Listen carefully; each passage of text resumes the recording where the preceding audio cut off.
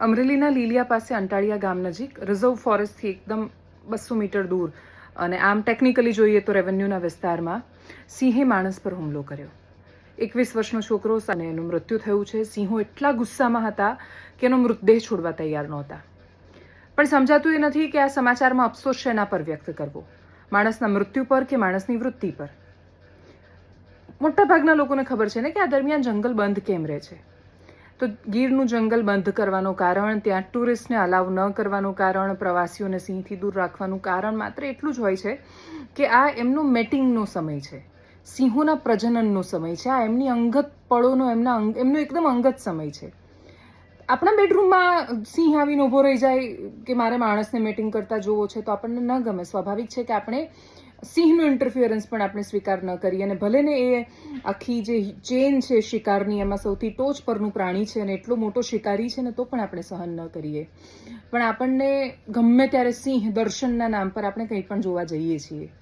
અને એ જ સ્થિતિ હતી જ્યારે પ્રવાસીઓ પહોંચ્યા. એક યુવક નહોતો, એની સાથે બીજા લોકો પણ હતા. સિંહ દર્શન માટે ગયા હતા. ટેકનિકલી એ રિઝર્વ ફોરેસ્ટની અંદર નહોતા પણ એની એકદમ નજીક હતા. સિંહ ત્યાં હતા, સિંહ અને સિંહણ મીટિંગમાં હતા અને એ દરમિયાન આ લોકો ત્યાં પહોંચ્યા, ખલેલ પહોંચી અને પછી સિંહે હુમલો કર્યો. જ્યારે ખબર પડી આ હુમલાની, તરત જ વન વિભાગ, પોલીસ, બાકીના બધા જ લોકો ઘટના સ્થળ પર પહોંચ્યા હતા. સિંહને તો હવે સજા થશે કેમ કે એણે માણસને માર્યો છે.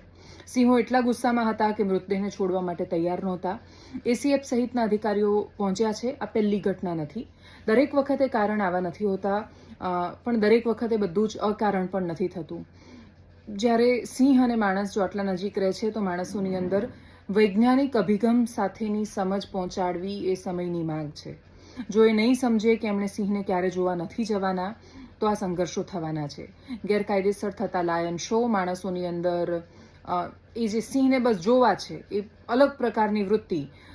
ખૂબ બધા લોકો જંગલમાંથી, હમણાં જ એક મિત્ર આવ્યા હતા, એ કહી રહ્યા હતા કે જંગલમાંથી પસાર થાય ને જ્યારે જઈને આવે ત્યારે ઘણીવાર ગાઈડ પણ એવું કહેતા હોય છે કે ગાઈડને લોકો ફરિયાદ કરે કે હા સિંહ જોયો પણ એ તો સૂતો હતો. તો સિંહ ડાન્સ કરશે તમારી સામે આવીને? આપણે શું અપેક્ષા રાખી રહ્યા છીએ સિંહ પાસે એ ખબર નથી.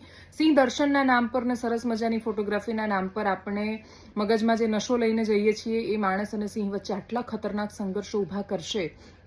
એ સ્થિતિની કલ્પના એ લોકોએ તો કરી જ હતી જે લોકો જંગલને ને સિંહને બચાવવાનો પ્રયત્ન કરી રહ્યા છે. આપણે માણસને સિંહથી બચાવવો છે કે સિંહને માણસથી બચાવવાના છે એ વાતનો જવાબ આપવો પડશે. કેમ કે આપણે સિંહને જો માણસથી બચાવીશું તો માણસ ઓટોમેટિક બચી જવાના છે. અત્યાર સુધી સિંહે માણસ પર હુમલો નથી કર્યો. એનો મતલબ એ નથી કે હુમલો નહીં કરે. એ શિકારી પ્રાણી છે, એને જંગલનો રાજા એમને નથી કહેવાતો. અમરેલીમાં જે થયું છે એ બહુ જ મોટી ચિંતાનો વિષય છે આપણા બધા માટે. સરકાર માટે, વન વિભાગ માટે આ ચિંતાનો વિષય બને અને માણસ અને સિંહ વચ્ચેના આ સંઘર્ષો અટકાવવા માટેનો જે બફર ઝોન, જંગલ પૂરું થાય ને તરત જ માણસો શરૂ થઈ જાય ને માણસોની ગતિવિધિઓ શરૂ થઈ જાય, એટલું સરળ નથી હોતું. આ કિસ્સામાં પણ રિઝર્વડ ફોરેસ્ટ ટેકનિકલી એ પૂરું થઈ જાય છે. ત્યાં એ આરએફનો ક્ષેત્ર નથી આવતું, પણ છતાંય માણસો તો ત્યાં હતા. એ રેવન્યુ વિસ્તાર હતો પણ છતાંય એકદમ બોર્ડર પર હતો ને એટલે જ બફર ઝોનની વ્યવસ્થા, માણસની દરેક જગ્યાએ પૈસો કમાઈને અંદર ઘૂસવાની વૃત્તિ, આ બધા પર જો નિયંત્રણ નહીં આવે તો આવનારો સમય બહુ મોટો આપણા માટે પડકારજનક છે. એ મોટા પડકારોથી આપણે બચી શકીએ એવી અપેક્ષા.